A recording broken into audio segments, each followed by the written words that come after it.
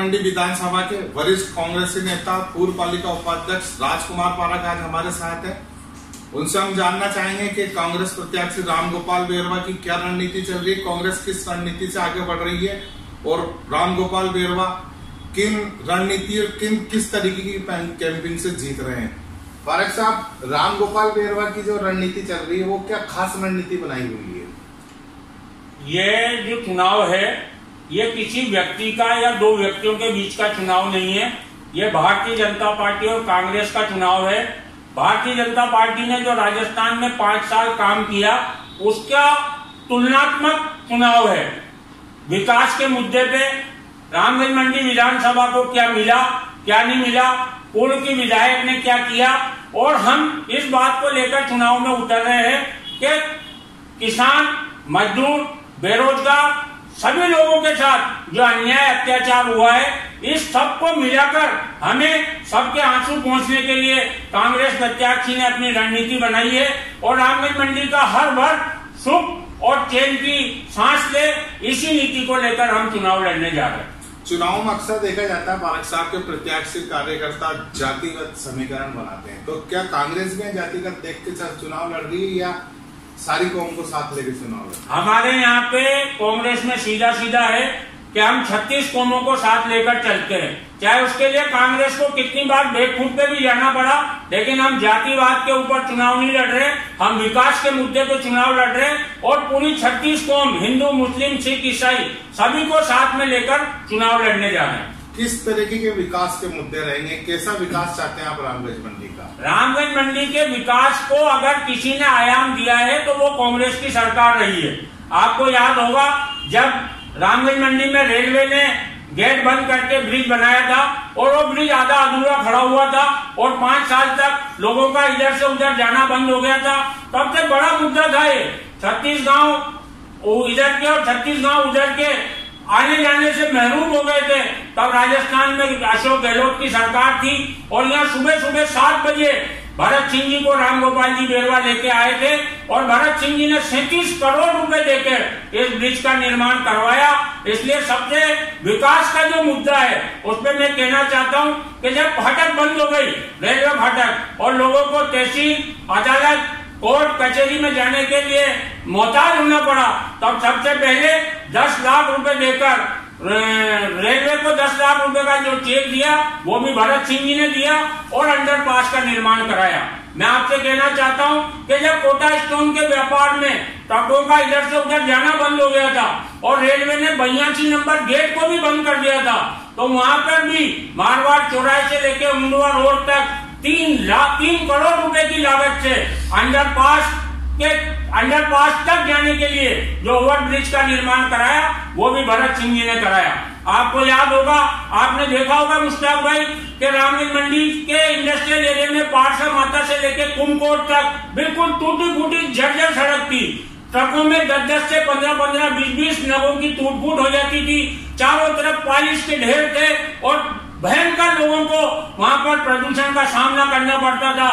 और अशोक गहलोत सरकार के टाइम में प्रमोद जैन भाया जो पीडब्ल्यूडी मिनिस्टर थे, उन्होंने पारसा माता से लेकर कुमकोट तक डबल सीसी रोड का निर्माण कराया।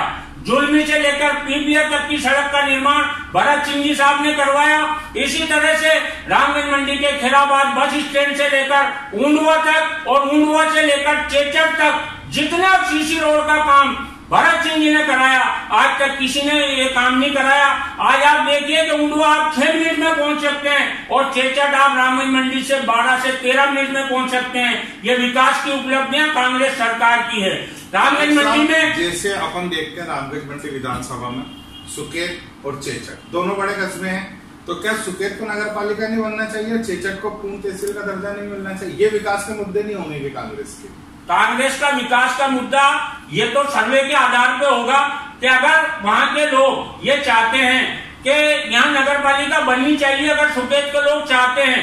अभी ये हो रहा है कि रामगंज मंडी नगर पालिका में तो परिसीमन के साथ सुकेत नहीं, हीरे खेड़ी, जुलमी, यहाँ तक की जमीनें कन्वर्ट नगर पालिका कर रही है और उस कन्वर्ट का जो पैसा आ रहा है वो रामगंज मंडी नगर पालिका को मिल रहा है, लेकिन जिन गांवों से पैसा आ रहा है वहां पे उसका कोई लाभ नहीं मिल पा रहा है। हमारा यह प्रयास होगा कि जहां से रेवेन्यू हुई है, उसी पंचायत में उसी गांव में अगर वो पैसा लगे तो उसका सार होगा।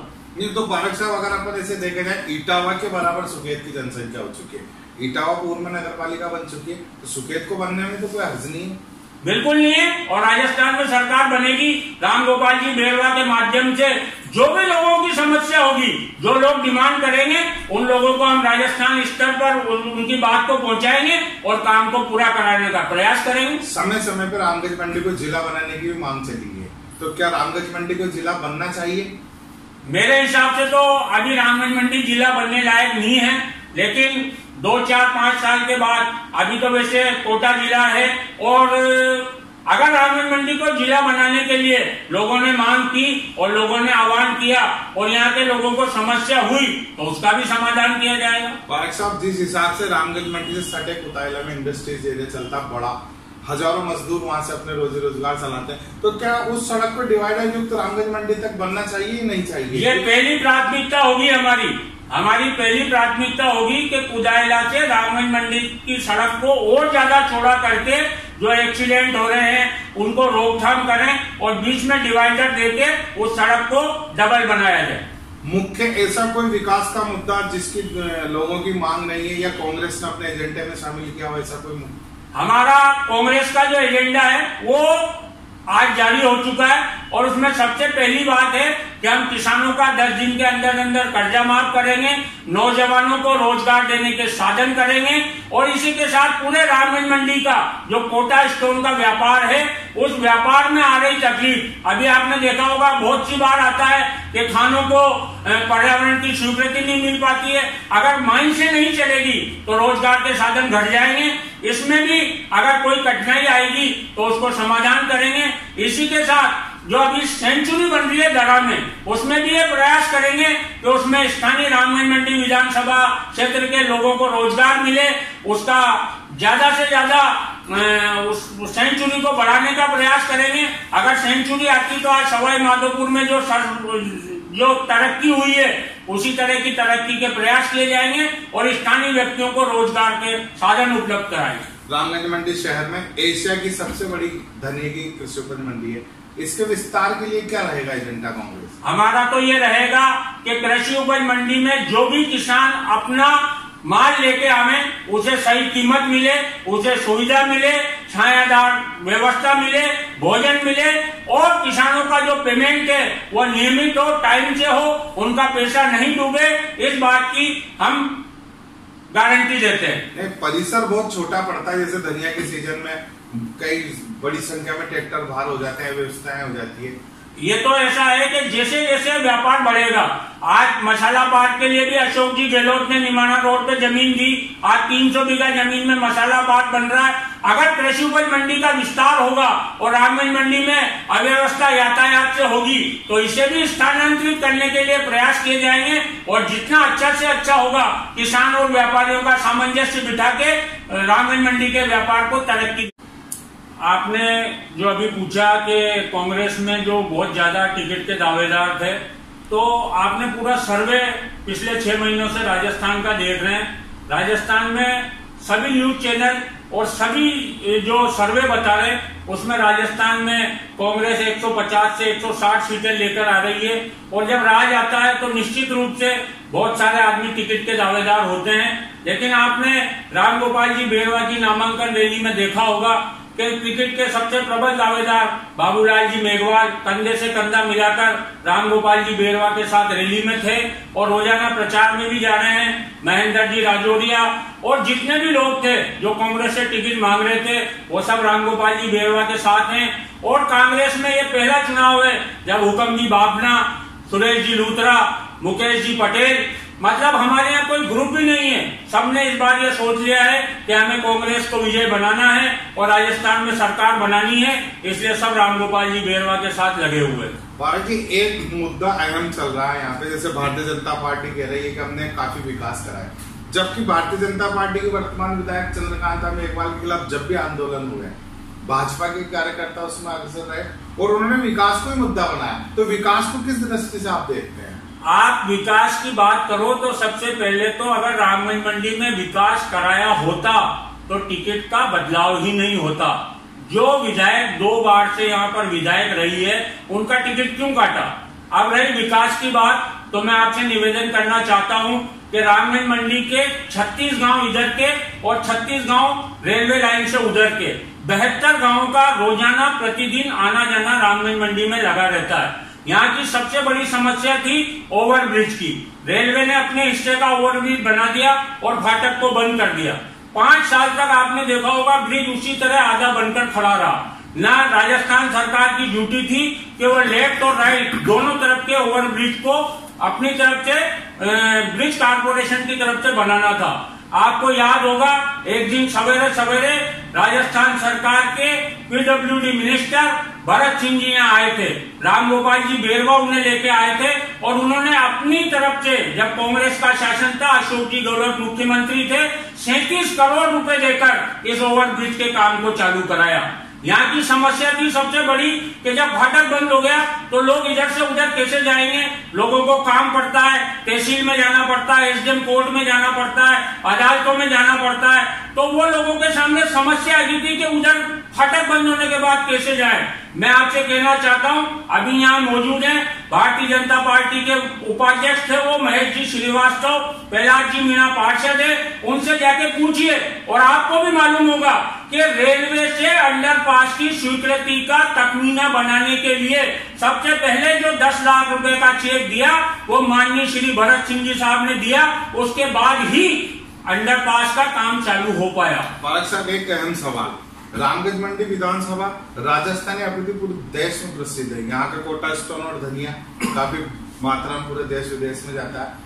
राज्य सरकार को यहाँ से राजस्व भी बहुत अधिक मिलता, परंतु भाजपा की सरकार रही हो कांग्रेस की रही हो, विकास उस अनुपात में यहाँ नहीं हो पाया।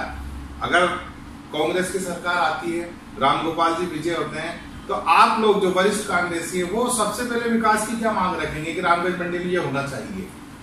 सबसे पहले तो मैं, जो आपने कोटा स्टोन के बारे में कहा, तो आज कोटा स्टोन का जो बिजनेस है वो रामगंज मंडी पूरी विधानसभा का एक रीढ़ की हड्डी की तरह बिजनेस है।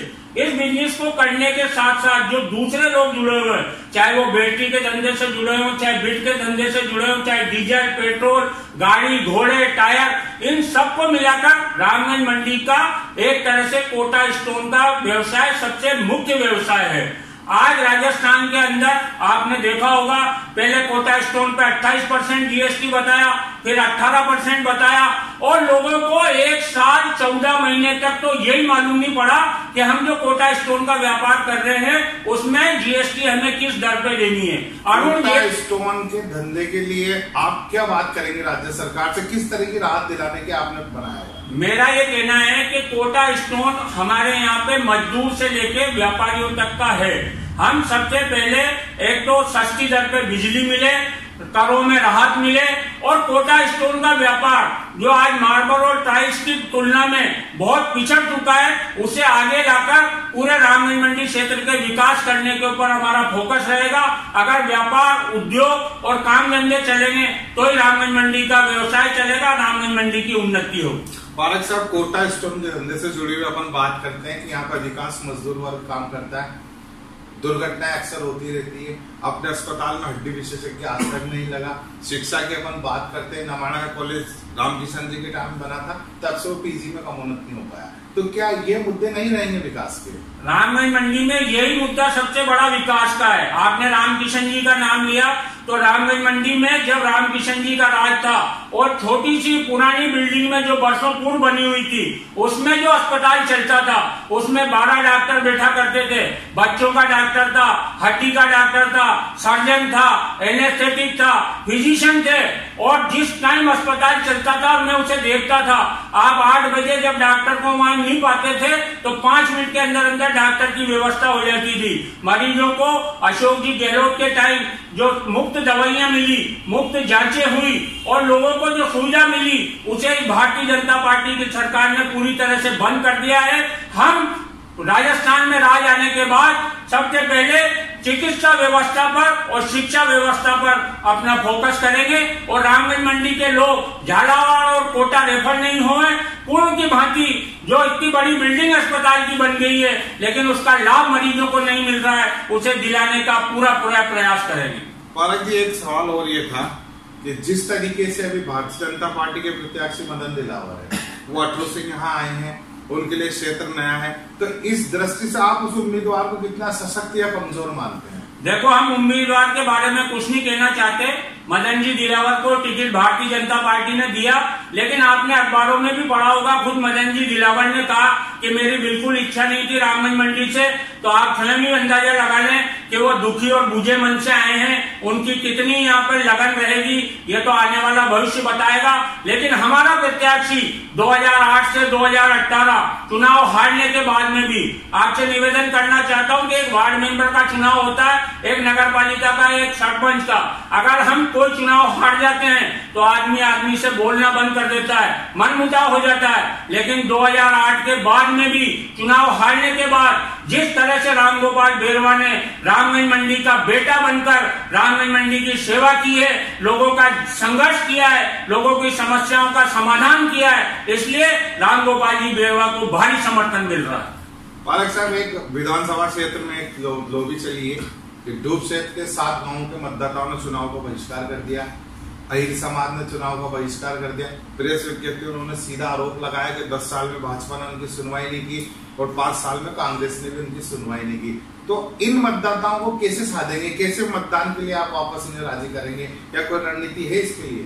डूब क्षेत्र के लोगों के साथ जो अन्याय किया है वो कांग्रेस ने नहीं किया है, भारतीय जनता पार्टी के टाइम से वहां काम बंद है, उनको उचित मुआवजा नहीं मिल रहा है। हमारे प्रत्याशी ने भी और अभी जो चेचट में सचिन जी पायलट आए थे उनसे भी हमारे स्थानीय लोगों ने इस विषय पर बात की थी और उन्होंने अपने उद्बोधन में कहा है कि कांग्रेस की सरकार बनने के साथ इन 7 गांव के डूब के व्यक्तियों को जो भी उचित मुआवजा होगा और खेती के लिए अगर उन्हें जमीन भी देनी पड़े, क्योंकि आज उनका सब कुछ चल जाएगा, तो उसके बाद जो सरकारी जमीनें पड़ी हुई है उनमें से उनको जीवन यापन के लिए और उनको मकान बनाने के लिए जो भी उचित से उचित मुआवजा होगा उसे दिलाने का प्रयास किया जाए।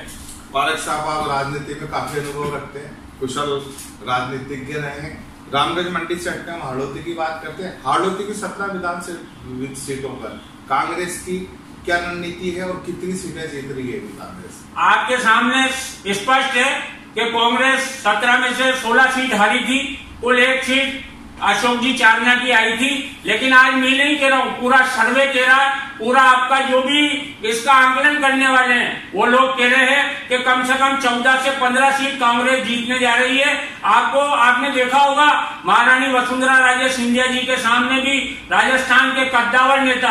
आज आपको ये विचार करना पड़ेगा कि जिन लोगों ने भारतीय जनता पार्टी की नींव रखी, लालकृष्ण आडवाणी, मुरली मनोहर जी जोशी और जसवंत सिंह जी जैसे नेताओं के साथ भारतीय जनता पार्टी ने क्या व्यवहार किया है। आज जसवंत सिंह जी के लड़के को खुद वसुंधरा जी के सामने चुनाव लड़ना पड़ रहा है। पूरा राजपूत समाज, सारा जो पूरा 36 कौम है, उन सबके साथ बिल्कुल तिरस्कार की बात वसुंधरा जी ने की है। 4.5 साल तक महलों में रही है। एक विधायक को 1 साल तक मिलने का अपॉइंटमेंट नहीं मिलता था, तो आम जनता का क्या हुआ होगा। ये जो चुनाव है ये कोई व्यक्ति का चुनाव नहीं है, ये विचारधारा का चुनाव है। एक तरफ सचिन पायलट के नेतृत्व में किसान, मजदूर, युवा, बेरोजगार, माताओं बहनों के साथ जो अन्याय हुआ है उसके लिए संघर्ष किया है, और एक तरफ महलों में रहने वाली महारानी के खिलाफ ये चुनाव है और इसमें जनता कांग्रेस को भारी बहुमत से विजय बनाएगी। हाड़ौती की लगभग 14 से 15 सीटें हम जीतने जा रहे हैं। पारक साहब, अंतिम सवाल, कांग्रेस प्रत्याशी रामगोपाल बेरवा रामगंज मंडी आए, ऐसी क्या जादू की छड़ी चलाई जो वर्षों से बिखरी हुई कांग्रेस को एकजुट कर दिया? ऐसा क्या किया उन्होंने? रामगोपाल जी बेरवा सबको साथ में लेकर चलने की आदत उनकी है। पहले की कोई विशेष रणनीति रही थी सबको संगठित करने की? इस बार भारतीय जनता पार्टी ने जो पूरे देश में 5 साल में किया है, चाहे वो नोटबंदी हो, चाहे जीएसटी हो, नोटबंदी में 125 लोग मर गए। पारक साहब ने रामगंज मंडी संगठित की बात कर, मैं उसी का जवाब दे रहा हूँ कि जो अन्याय और अत्याचार जनता के साथ हुआ है, तो उसके लिए नेताओं को भी लग रहा है कि इस बार कांग्रेस को लाना है, अपने अस्तित्व को बचाना है। बेरवा जी सरल स्वभाव के आदमी हैं, सभी के घरों पे गए, सभी से निवेदन किया कि टिकट जिसको भी मिलेगा हम उसके साथ रहेंगे। और टिकट की घोषणा के 4 साल पहले से वो सभी लोगों के संपर्क में थे। टिकट एक को मिला, सभी साथ हो गए और यही उनकी सरल स्वभाव की वजह से सभी उनके साथ। कितने मतों से जीतते हुए दिख रहे हैं आपको राम गोपाल जी? देखो, मतों की तो मैं नहीं कह सकता, लेकिन रामगंज मंडी विधानसभा में कांग्रेस की जीत निश्चित है, क्योंकि आप स्वयं देख लीजिए मुश्ताक भाई, वो व्यक्ति पहले 1800 वोट से हारा था। आज जो स्थिति है, जो भारतीय जनता पार्टी का मेन वोटर होता था गांव में, जो किसान होता था, आज पूरे हड़ौती में किसान आत्महत्या कर रहे हैं, किसानों के कर्ज माफ नहीं हो रहे हैं। अभी हमारे राहुल जी गांधी ने कहा है कि 1, 2, 3, 4, 10 तक गिनोगे और 10 दिन के बाद राजस्थान में कर्जा माफ होगा, युवाओं को रोजगार देने की कोशिश करेंगे। अभी आपने अलवर की घटना देखी होगी, 4 नवयुवकों ने सरेआम ट्रेन के आगे कूदकर बेरोजगारी की वजह से आत्महत्या कर ली। उन माओं के ऊपर, उन पिताओं के ऊपर क्या बीता होगा जिन्होंने पढ़ा लिखा के अपने नौजवान बच्चों को रोजगार के लिए छोड़ा, लेकिन ये मोदी जी से लेके वसुंधरा जी की सरकार कुछ नहीं कर पाई। इसलिए वोटों की तो मैं नहीं कह रहा हूं, लेकिन काफी अच्छे बहुमत से, प्रचंड बहुमत से रामगोपाल जी बेरवा विजय होंगे। पारक साहब, एक रामगंज मंडी विधानसभा में धारणा बनी हुई, कोई भी विधायक तीसरी बार में विधायक नहीं बना। वो इतिहास चला हुआ रहा है और वही परिपाटी चंद्रकांता जी के साथ भी हुई है। एक धारणा और थी कि एक बार जो प्रत्याशी चुनाव हार गया, दोबारा अगर उसने अपना भाग्य आजमाया तो फिर हारेगा। तो क्या बेरवा जी एक बार हारे में, तो क्या उनके साथ भी इतिहास दोहराया जा सकता है? बेरवा जी तो एक चुनाव हारे हैं, जीतने वाले के साथ है ये परंपरा, तो कि यहाँ से 2 बार जीतने के बाद तीसरा नहीं जीता। नहीं, हारने वालों की जैसे बात करें, भवानी सिंह जी एक चुनाव लड़े, पहला 2 लड़े हो, पहला हारने के बाद दूसरा लड़े, दूसरा हार गए। इसी तरीके से रामकिशन जी की भी बात की जा सकती है, एक हारे फिर दूसरा भी हार गए। तो क्या ये इतिहास चलता रहेगा या नहीं, ये कोई इतिहास नहीं चलेगा। रामगोपाल जी बेरवा कुल एक बार ही यहाँ से चुनाव लड़े हैं और वो 1800 वोटों से हारे थे। लेकिन मैं आपसे कह रहा हूँ, आप भी गांव में घूम रहे हैं, आप देखिए कांग्रेस के पक्ष में लहर है। कांग्रेस आपके सामने साफ है, भारतीय जनता पार्टी 40 से 50 सीटों पर सिमट जाएगी और जब 40 से 50 सीटें राजस्थान में आएगी तो निश्चित रूप से 155-60 सीटें कांग्रेस की आएगी और उसमें रामगोपाल जी बेरवा का नाम रहेगा। रामगोपाल जी बेरवा